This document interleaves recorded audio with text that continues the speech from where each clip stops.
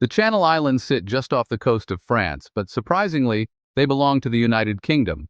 How did this come to be, considering how close they are to France?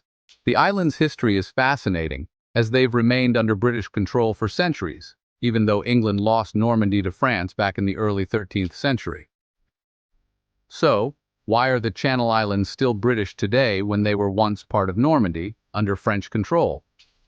Let's dive into this interesting bit of history. It all begins back in the 10th century when the Channel Islands were part of the Duchy of Normandy. At this time, the region was under the rule of Duke Rollo, a Viking who had essentially blackmailed the King of France into granting him control of the area. Fast forward a bit, and Rollo's descendant, William the Conqueror, famously invaded England in 1066. He ruled both Normandy and England, which created a connection between the two kingdoms. But this was more than just a royal alliance. It meant that French kings began demanding that English kings also recognize themselves as Dukes of Normandy. As you can imagine, the English weren't too keen on submitting to France, leading to centuries of conflict. The real turning point came in 1204.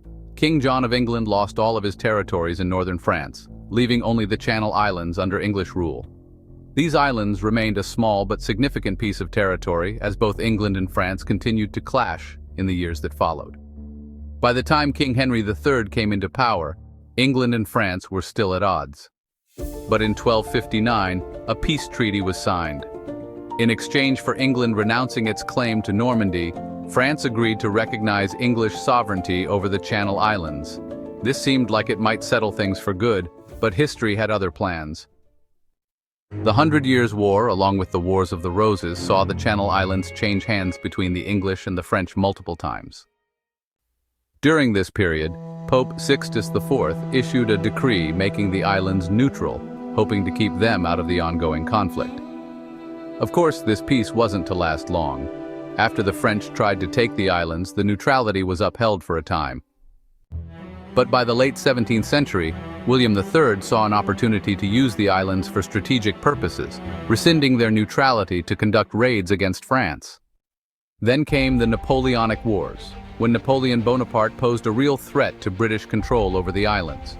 However, Britain's naval supremacy ensured the French could never establish a foothold. Napoleon had much bigger problems to focus on, and after his downfall, France no longer showed much interest in retaking the islands. In fact, by 1801, the British monarchy formally renounced its claim to the French throne and declared the Channel Islands a separate entity under the British Crown, no longer part of Normandy. From then on, the Channel Islands stayed firmly in British hands, and that's where they remain today. So, how did the Channel Islands hold on to their British identity for so long, despite being so close to France? Through centuries of war, treaties, strategic decisions, and changes in international power, they've managed to stay under British rule. And even though there were plenty of opportunities for France to reclaim them, the geopolitical realities of the time, along with British naval supremacy, ensured that the islands stayed with the Crown. And that's the incredible story of how the Channel Islands remain British to this day. It's a tale of power, politics, and persistence that shows just how unpredictable history can be.